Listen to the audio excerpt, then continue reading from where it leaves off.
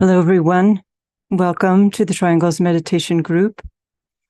Today is Monday, December 11th, 2023. We're moving into from one perspective, we might say the high point of the spiritual year.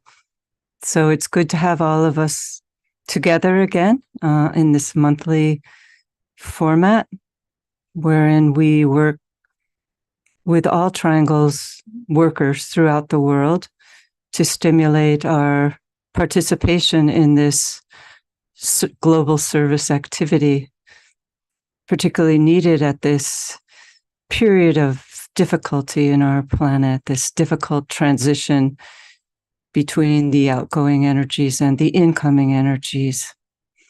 But as we come together with a commingling of our auras, our auric field, and uniting with all other Triangles workers, we have a real opportunity to contribute towards the upliftment of planetary consciousness.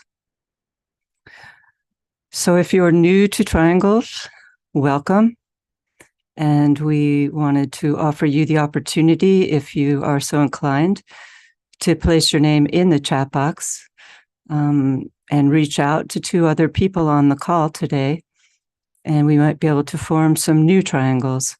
Whether you're new to the work or an old and seasoned member, new Triangles are always welcomed. And so just to say a few thoughts about the service activity of Triangles, you can see in the chat box, we've posted a document that clearly explains the work of Triangles. It's a global service activity, a daily practice using the power of visualization and the power of thought, and linking with two other people who agree to form and visualize a triangular link with you every day. So 3 people join together to form a triangle of light.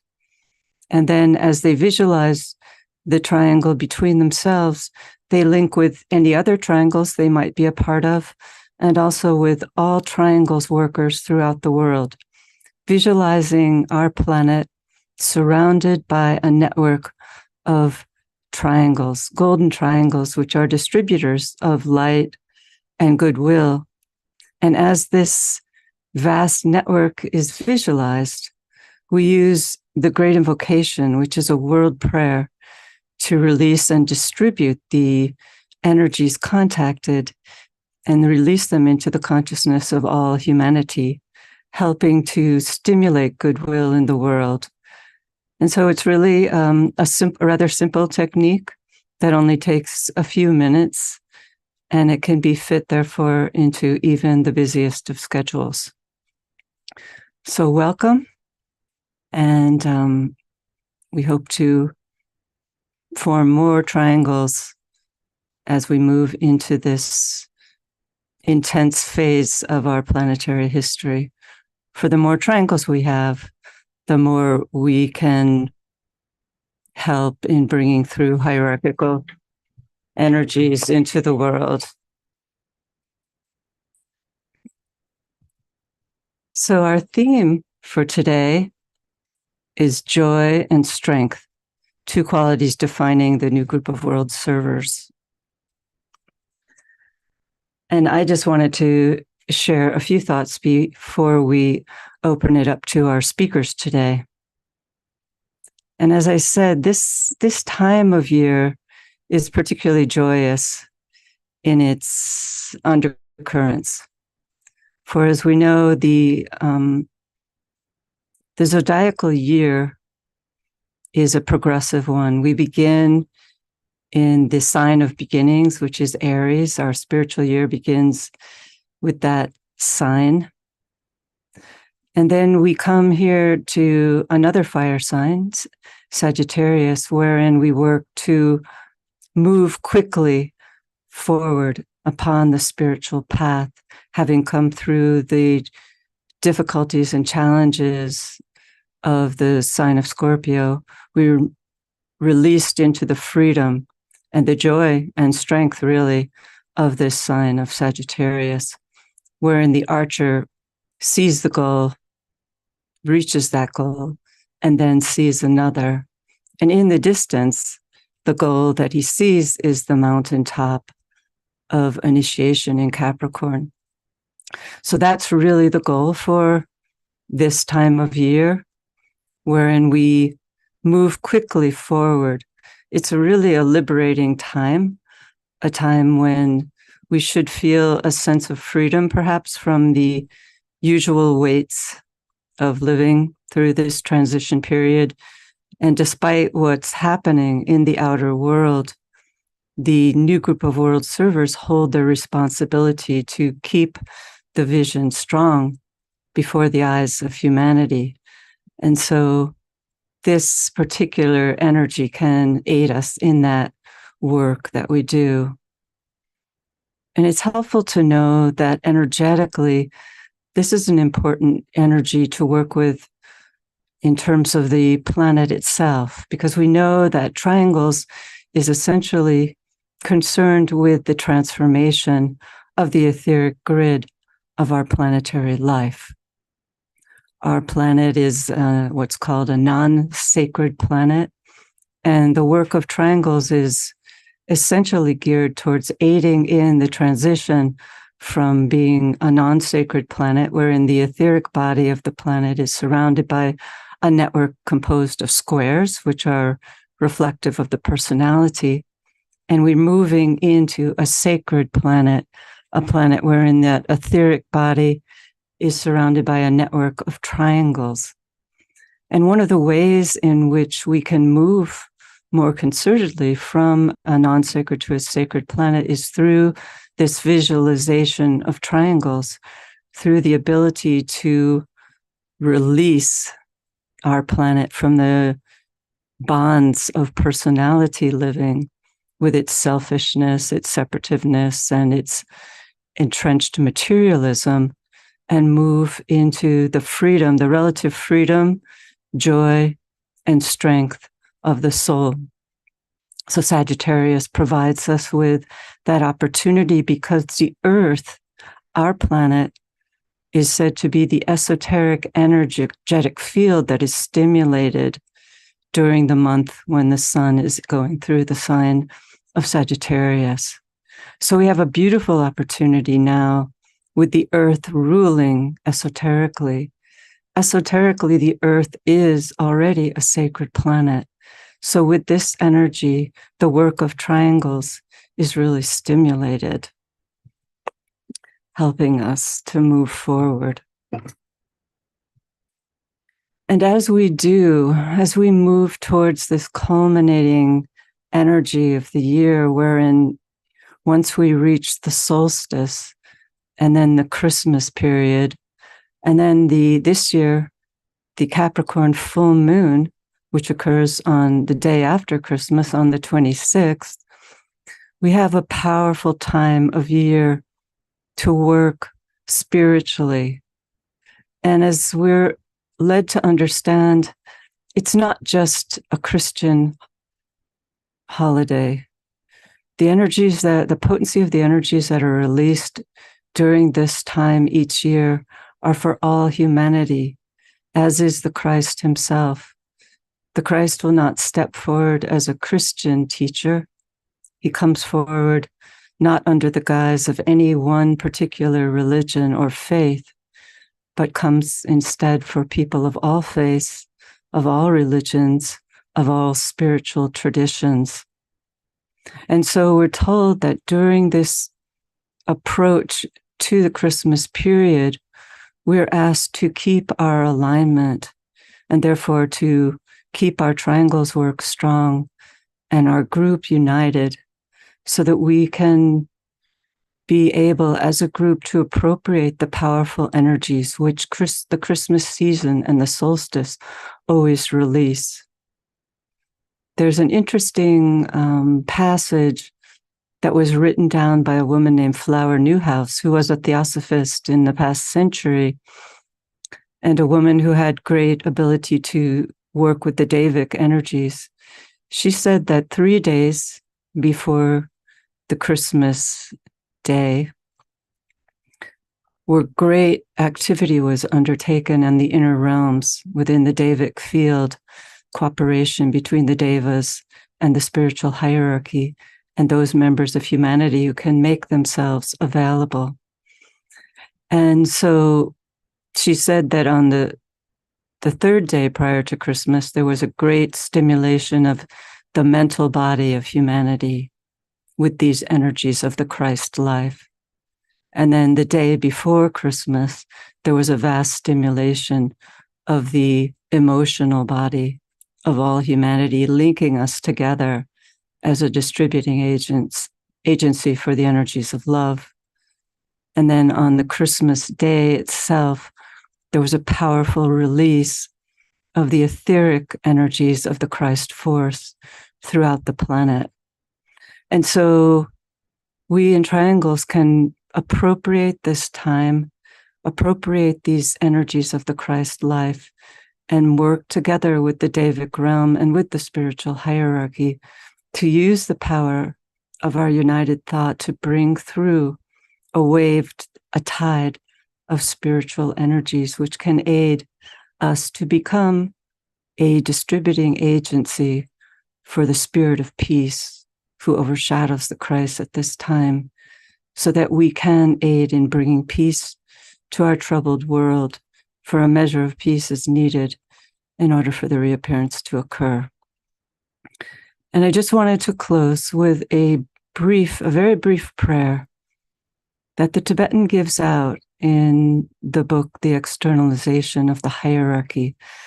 This book, if you read through it at this time, you'll find a wealth of inspiration as to what the spiritual workers of the world are called upon to do, how we're called upon to use the power of our thought to connect us with the hierarchy and to therefore distribute its energies to all humanity.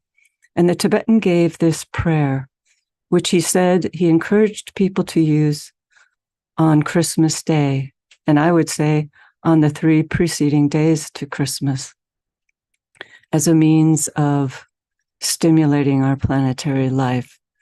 So we'll place it here on the screen now, and we can just say it.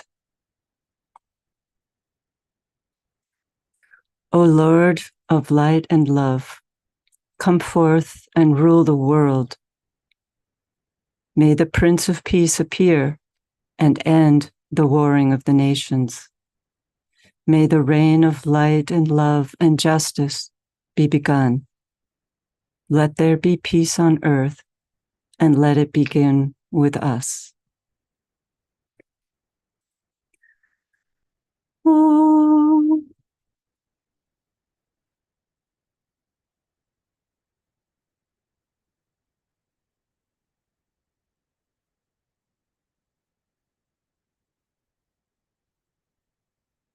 So now let's work with our reflection on our powerful prayer, the Great Invocation. Let's link in thought as a soul, as a point of love and light with all people throughout the world who are part of this Triangle's service work.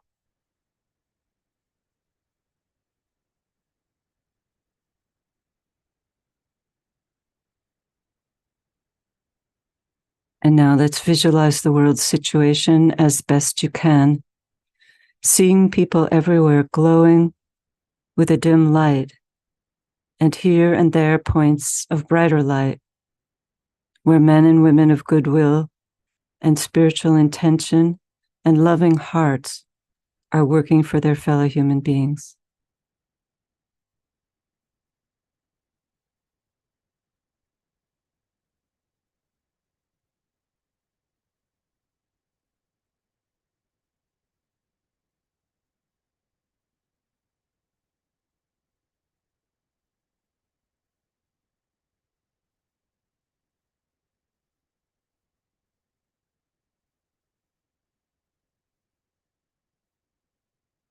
Now visualize through the creative imagination the vivid light of the spiritual kingdom streaming towards humanity and slowly merging with the light which is already in humanity.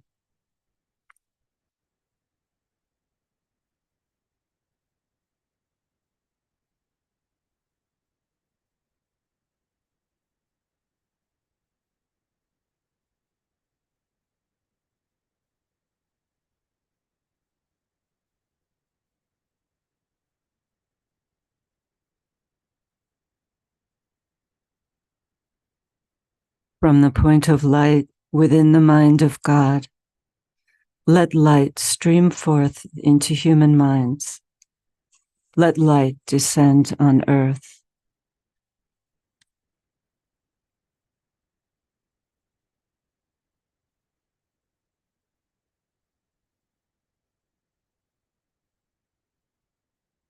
Now let's ponder upon the reappearance of the coming world teacher and realize that no matter by what name he may be called in the many world religions, he is still the same great identity. Reflect and speculate upon the possible results of his appearance.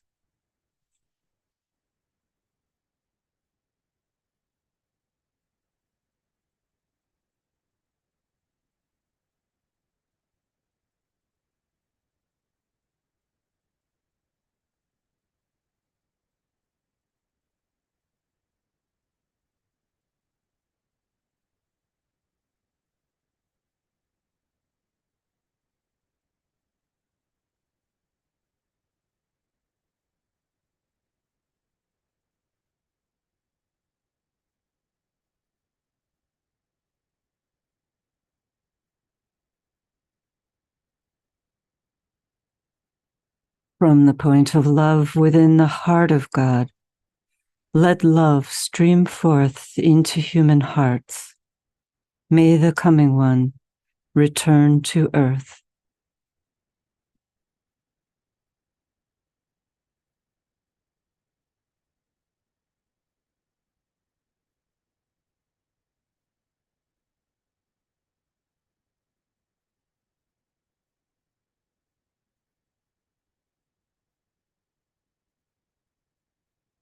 Endeavor to concentrate your fixed intention to serve and to spread love in your surroundings.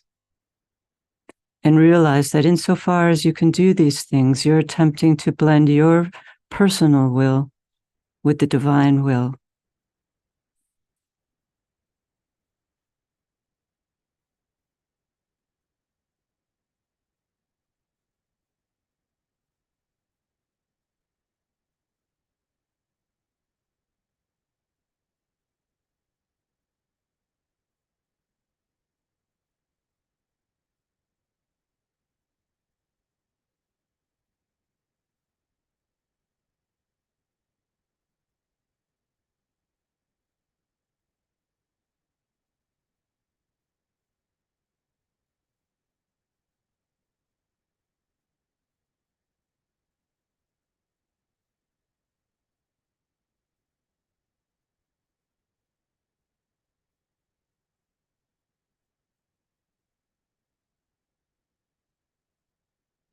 From the center where the will of God is known, let purpose guide all little human wills, the purpose which the masters know and serve.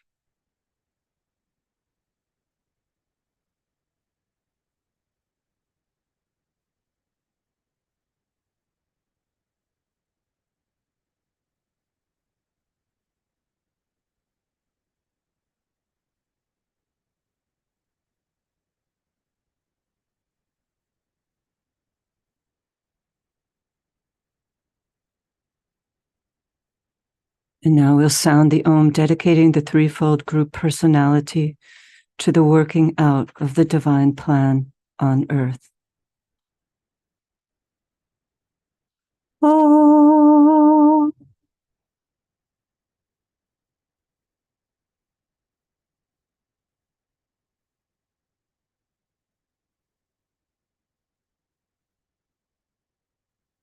Om.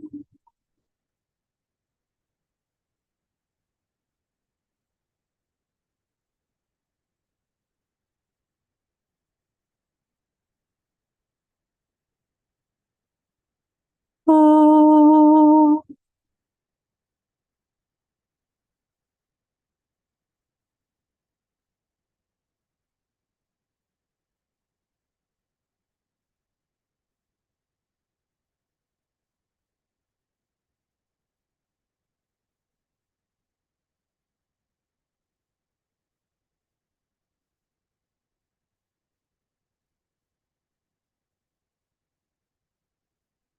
Thank you, everyone.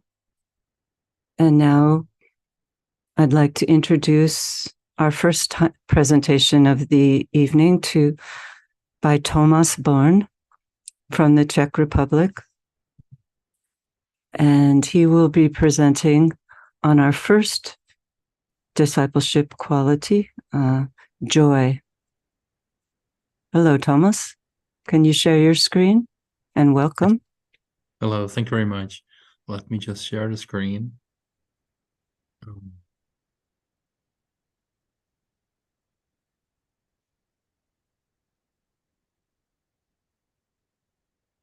Is it visible now? Yes. Okay. So first of all, thank you very much for the opportunity to join Triangles, which are so precious and so nice to be here with you. And also thank you very much for this very nice topic, exploring what joy in Sagittarius can we find. In one book which I read about astrology, Sagittarius is described as the moment where you actually can look out and you can see the open sky, which is above you, and all the stars and the creative order, that the creative forces and energy which is around us. And you can actually feel the joy that we are part of this, and that we as human beings can participate on this creative venture, that this venture hopefully will also lead to good and prosperous future. In the presentation, I would like to be focused on 3 key points. One is the creative order, which is around us, and which is the basis so that we are able to see the goal and to align the goal to the purpose, and then hopefully also to reach the goal on the way, which also requires humility and also the strength to go all the part which is needed. Let me start with a creative order, where actually, as we stand and in Sagittarius, we have the great opportunity that after the tensions that we went through in Scorpio, and also where we were quite deep inside, we can suddenly get up to the surface, and to see the sky, and to see that all around us is light, and it's actually created by great intelligence and inspiration. We can see trees that are able to connect the heaven and the earth, and to take the light and to materialize all the inspiration, and to connect and serve, so that each tree is able to create oxygen, and also to help with all the moisture and everything which is needed for life. And then we have rivers that somehow, as the water from the forest, are collected. When you enter into the river, you can feel the cycle of life as it flows, and actually as you, from the place you are born till the ocean, where you actually merge with the one life, and then you actually come back, and through the sky you return again as the rain back to the earth, so that you can continue in this cycle again. And then at some moment, you can realize that actually everything around us is light, and all these parts, the trees, the river, all that somehow follows some goals which are aligned with the purpose. And in the river, I would like just to pick up one example, is that salmons, when they're born in the small parts where the river is really small, with some small ponds, they travel down to the sea and the ocean, and when they spend most of their lives, where they assume all the nutrients and experience, and then at some moment they feel that their only goal in life is then to come back to the place where they were born, to finalize the cycle. And on the way back, they basically stop eating, stop assuming more virtue, and just go towards their born place. And some of them manage to bring some new life in this born place, some of them not, but we can say that almost all of them are eventually eaten and taken by local animals like birds and others, but then their bodies are actually brought to the forest, and all the nutrients and the precious nutrients from the ocean get to these forests, which are mainly in the northern parts of Canada, and the forests can be reinforced again and let's say work in this cycle. So in this way, when you see how the tree, the river, and the Pisces, and all the different components and participants in the creation around us, they try to have their goal aligned with purpose, regardless if they are aware of it or not. And we can maybe try to, or we should try to get our goals aligned to this purpose. And when one thinks about one of those goals, is that most of Tibetans, they actually try to reach every year a place where their goal and life purpose can be aligned to the purpose, which is in Mount Kailash. And as they go there, they actually very often they have to be focused, and they have to try so that on the way they have acceptance. They need to use lots of strengths, and in the meantime, they just feel that the way itself becomes the goal for them, because during the whole way they do not try to step on the mountain. They just try to keep the cycle, to bow, to go to the land, and to show respect. And in the meantime, all that is to train the ability to be aligned with the purpose and with the service which one should then render in the rest of their lives. And as they go on this way, then a certain moment they feel lots of joy, even though I think the strength and the energy which they need to put in is very strong. Because when one realizes that you have to go around about 55 kilometers, and it is just lots of them, it's not just normal walking. They actually bow in every 2 or 3 steps. So it might take them a couple of weeks. So some of them can feel this joy and happiness that they are aligned. In this case, this family is actually, they reached for their part the goal, because they reached the Dolmala Pass, which is the pass where you can feel the presence of Tara, the mind and the mother of the Buddhic mind is there. And even though it's the highest point of this travel, and even though it's more than 20 kilometers to make the circle, so basically this family, they might have about, I think, 2 to 3 weeks before they can actually finalize the whole tour, and very often they will maybe go for another one after they finalize the cycle. They surely feel joy. And this is what I would like to share with you today. And I wish that all of us can align our goals with the purpose and feel the joy which comes out of it. So thank you very much for your attention. And again, thank you very much for the opportunity to be with you here today. Thank you so much, Thomas. I forgot to introduce you, to just say that you are from the Czech Republic, and that you try to sense inspiration from the ageless wisdom and from Mother Nature, as your presentation has reflected. And then in your personality, we might say, life, you develop and apply technologies that serve health and well-being. So again, thank you so much for being here with us. And now we'll like to hear from a returning guest and longtime student of the Ageless Wisdom, Judith Hegedith from Hungary. Hello, Judith. Thank you so much, Kathy and Thomas, for the invitation and the opportunity to be with you today again. When asked to speak on this topic, strength, I started to think about the different angles of how I can actually approach this subject, aided by the full title for today's webinar, which also mentioned joy. I thought about my own definition of strength and how it has evolved over time when I started to approach it more from a spiritual perspective. I would like to describe this in the next few minutes and offer a few examples of what strength in the spiritual sense might be, and how the new group of world servers can attain it on a sustainable basis.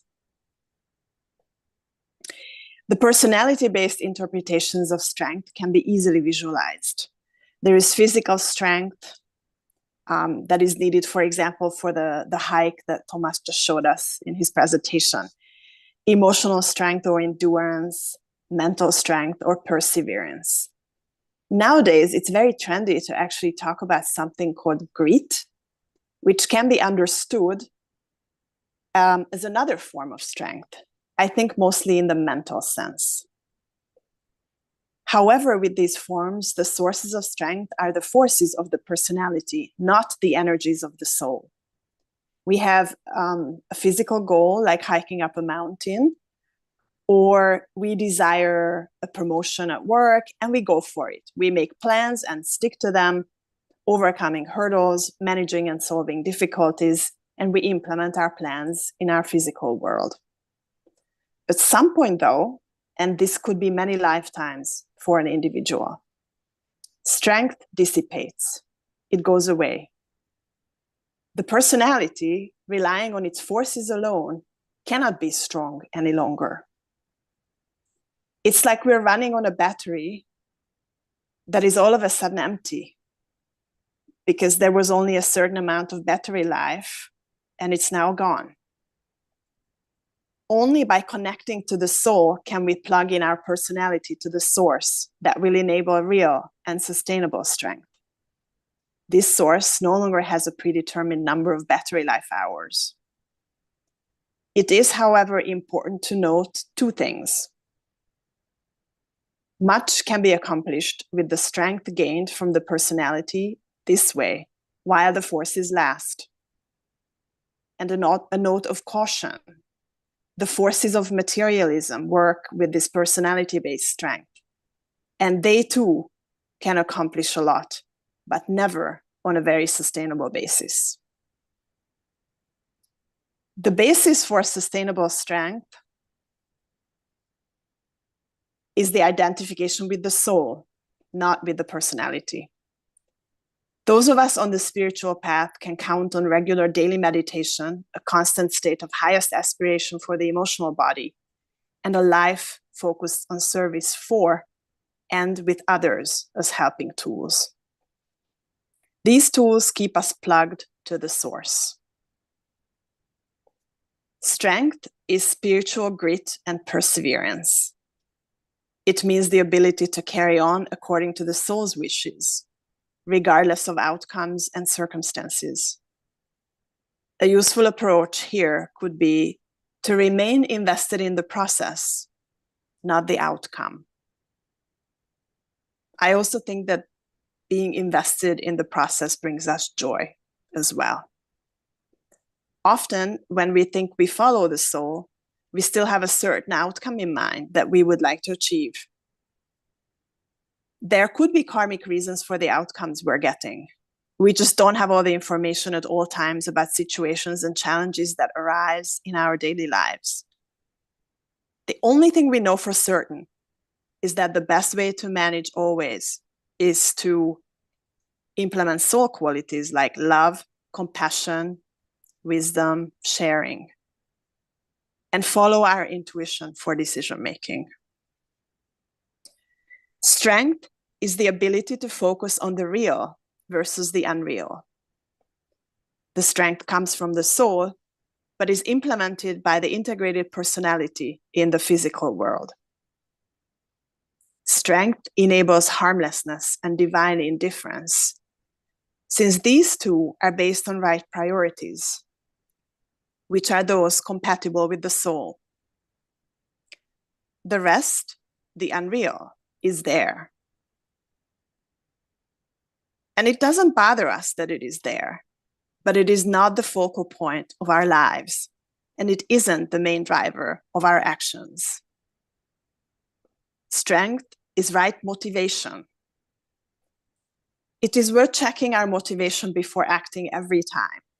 When we don't take the time, it is so easy to get carried away by the calculations of the concrete mind, which could often mean acting out of a point of selfishness, and we don't even notice it.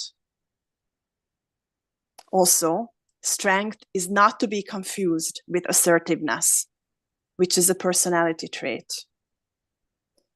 Not having time is a particular danger today, as the speed of everything is so much greater and there is so much information overload. It is often hard to take the time to focus on the soul amid daily decision making, even for a few minutes. It is interesting to note, and somewhat sinister, that exactly this speeding up causes us to react fast in situations. And this gets us away from the source of soul energies. This, over time, in turn makes us spiritually weaker.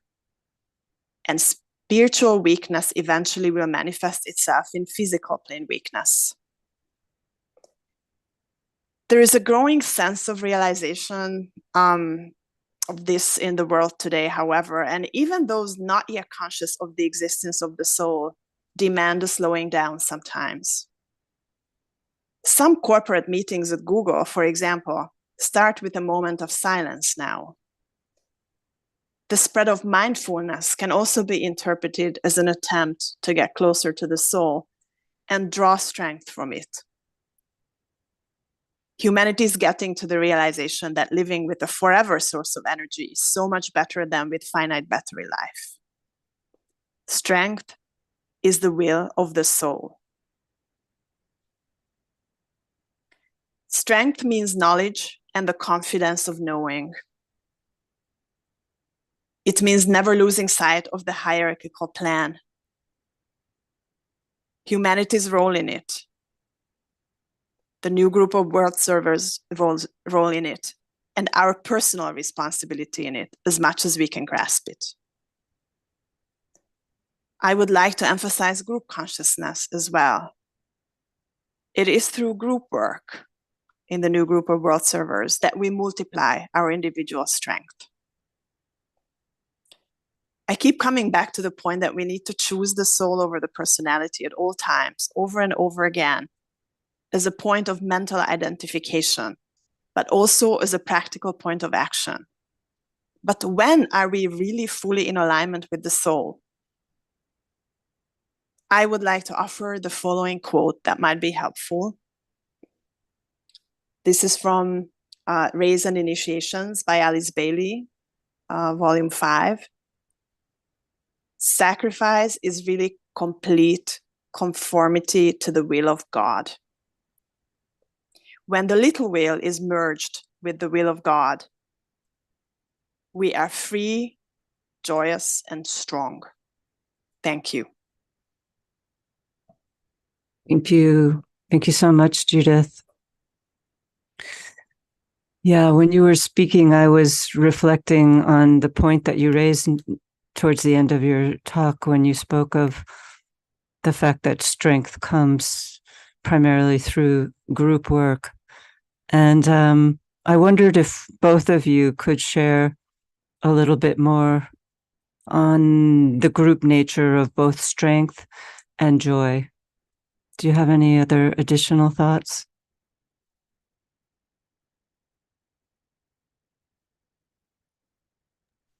I am feeling both when I am with you, the Triangles group. Yeah. Every time we're together, I feel that. Yeah. Yeah. I think that there is a joy in Triangles, for sure. Yeah. We're strong together. Thomas, how about you?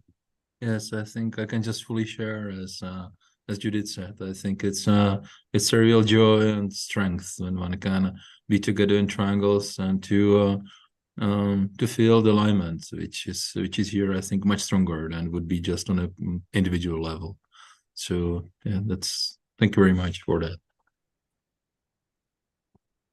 I thought it was interesting in the passage I think it was in the Rays and Initiation, where the Tibetan speaks of joy and strength as two qualities that will come to define the new group of world servers increasingly as we move into the Aquarian age. And he said that there was a precursor to this in the camps that were developed for the training of young people in Nazi Germany. Most of you probably know there were training camps that were sort of like boot camps, wherein the young people dedicated themselves to the Führer, really. And the Tibetans said that their motto was joy through strength. And of course, that was a glamorization of the truth of where we should place our focus, not on devotion to an individual leader of a country that was trying to dominate the planet. But we can imagine as we move into the Aquarian age, when there are similar camps, but with a focus on joy through strength, training for young people everywhere, dedicated to the service of humanity.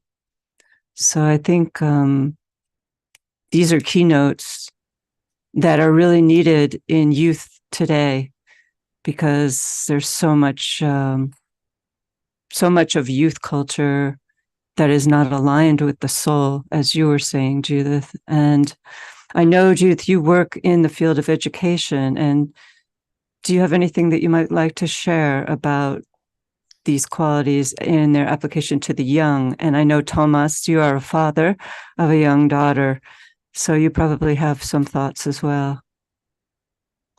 Kathy, first of all, I want to say that those training camps in Germany that you mentioned, I was thinking about those as I was writing my talk, because when I said that the forces of the personality are capable of great achievements without soul impact, and how the dark forces often use this, that's actually what I had in mind.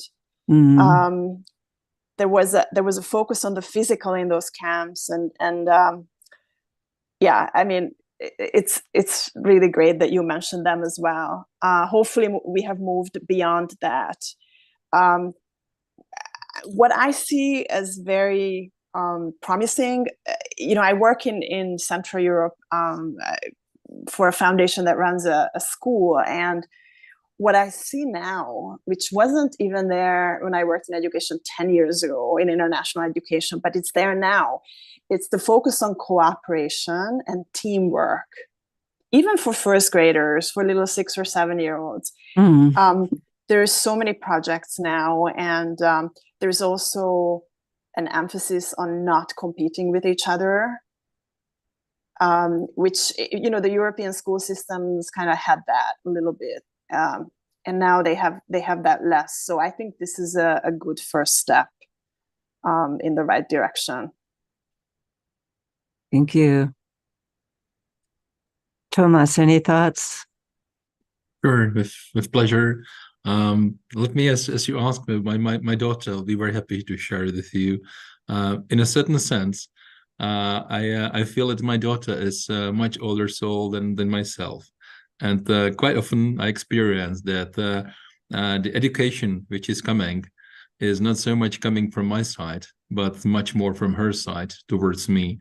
And sometimes she just asks some questions, but it's much more just to see what she already knows.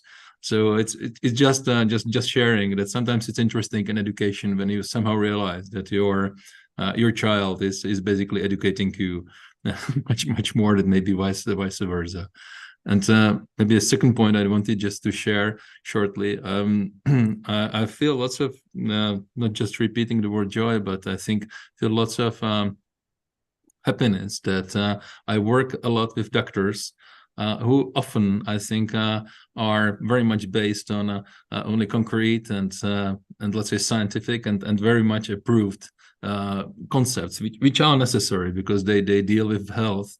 But in the meantime, I can say that very often one can meet people who are true servers, who really care about the health and well-being of people, and it's very nice to see and be happy with that. I do not say that all are the same, but yet I think this tendency is strong, and basically I think doctors do make and do take this kind of promise at the very beginning of their work, and I'm just happy to work in this field, even though I'm not a doctor. I'm just a technician. Thank you. Yeah.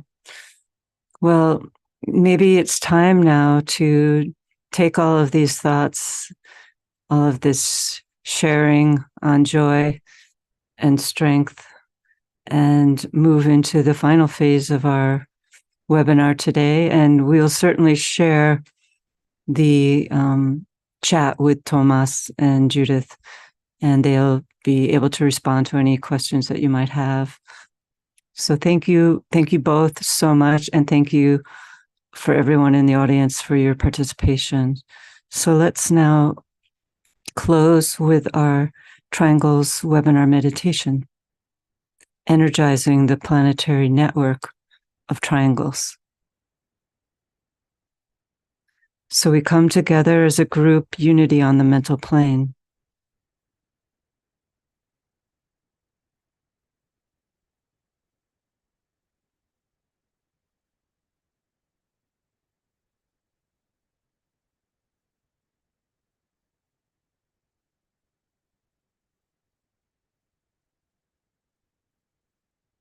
And we identify as a soul with the world group functioning through 3 planetary centers: London, Geneva, and New York as a triangle of light.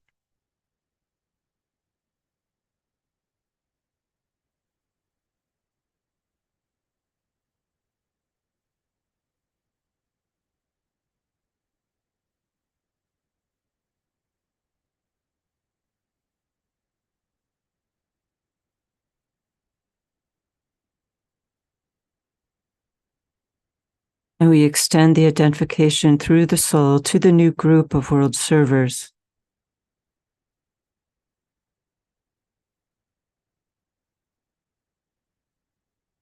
To the spiritual hierarchy, and to the Christ at the center of hierarchy, and the transcendent point of synthesis at the center of every triangle.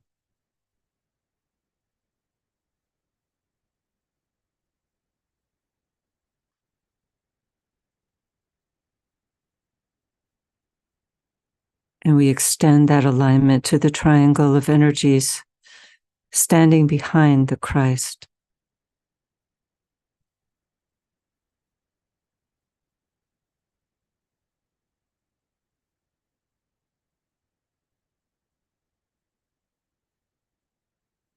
And we identify the center Shambhala, the center of purpose and power.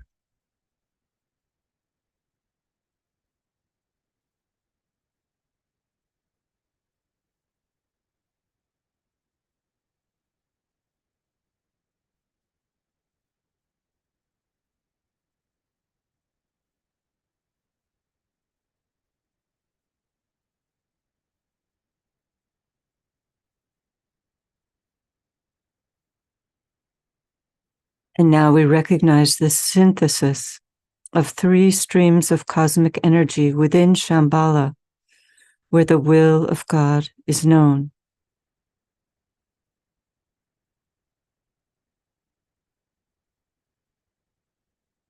And we use the dedication. In the center of the will of God, I stand. Naught shall deflect my will from His. I implement that will by love. I turn towards the field of service. I, the triangle divine, work out that will within the square and serve my fellow men.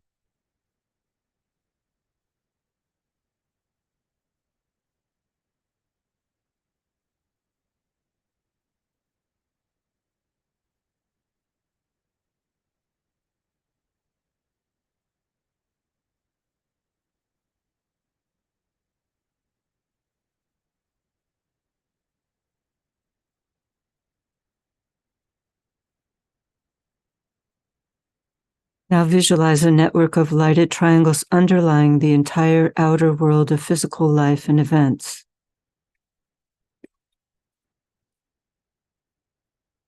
And visualize the network linking all triangle units, relating all points of light throughout the world.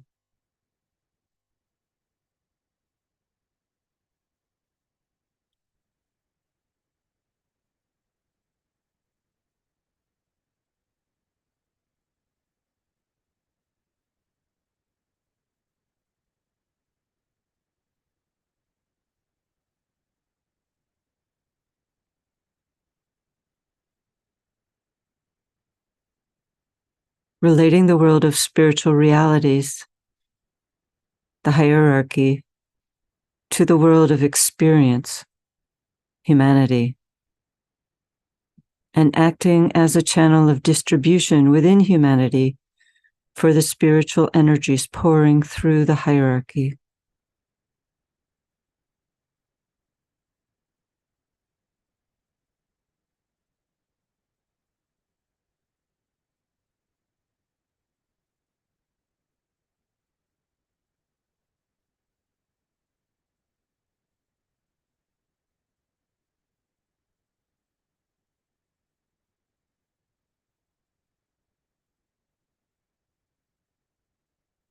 And see this network transforming the planetary etheric vehicle to receive and circulate the energies of the soul and the triad, will, love, and light.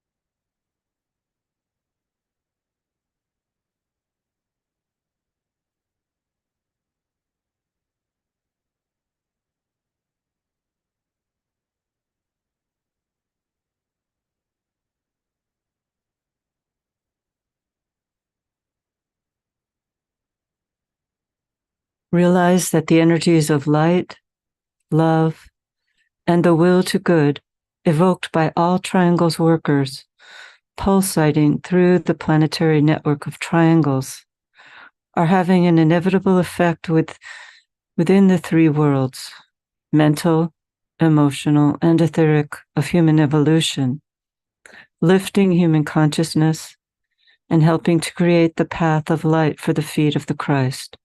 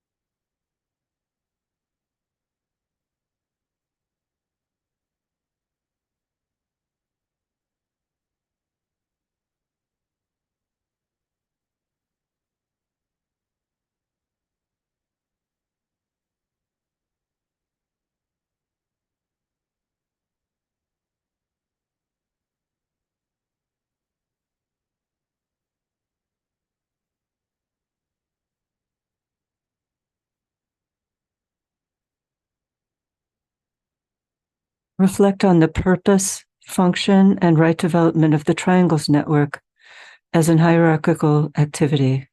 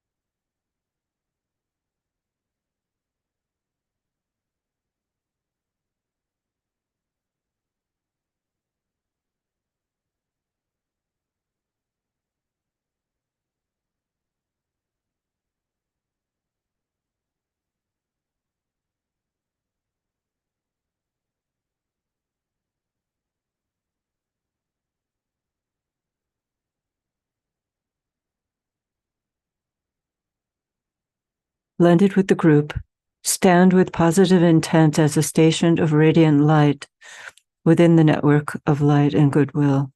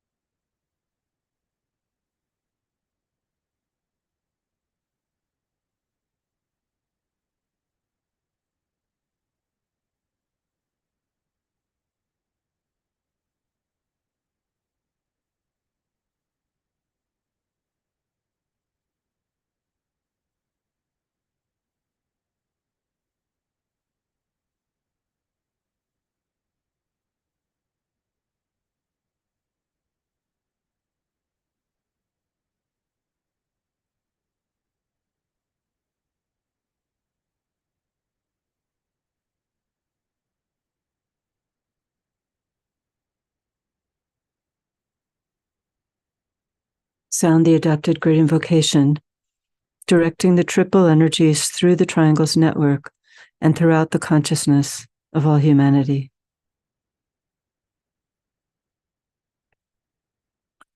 From the point of light within the mind of God, let light stream forth into human minds. Let light descend on earth.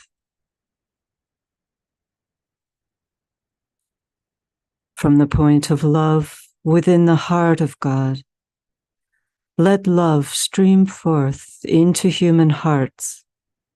May the coming one return to earth.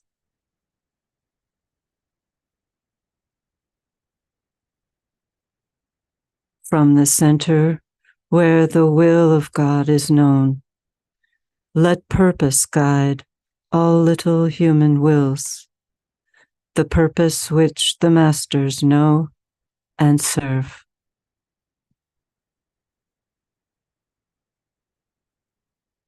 From the center which we call the human race, let the plan of love and light work out, and may it seal the door where evil dwells. Let light and love and power restore the plan on earth. Oh.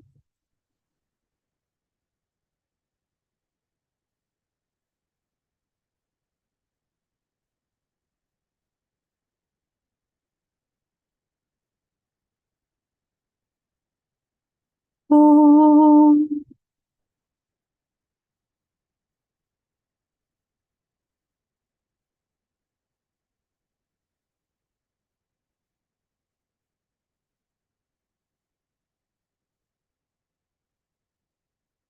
Oh.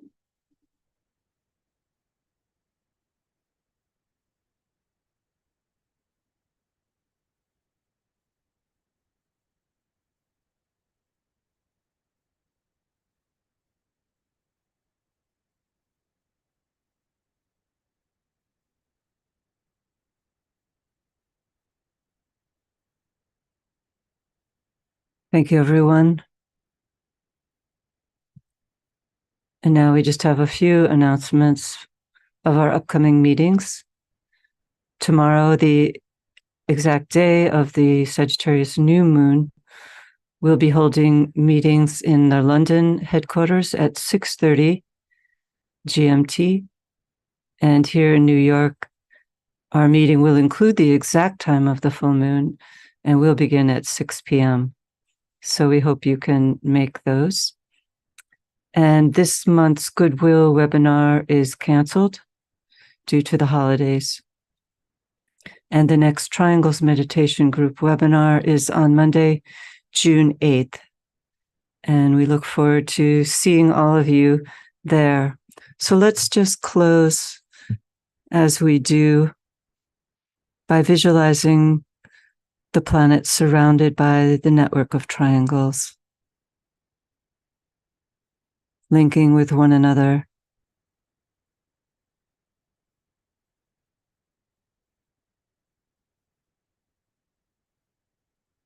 and sounding the Om. Om.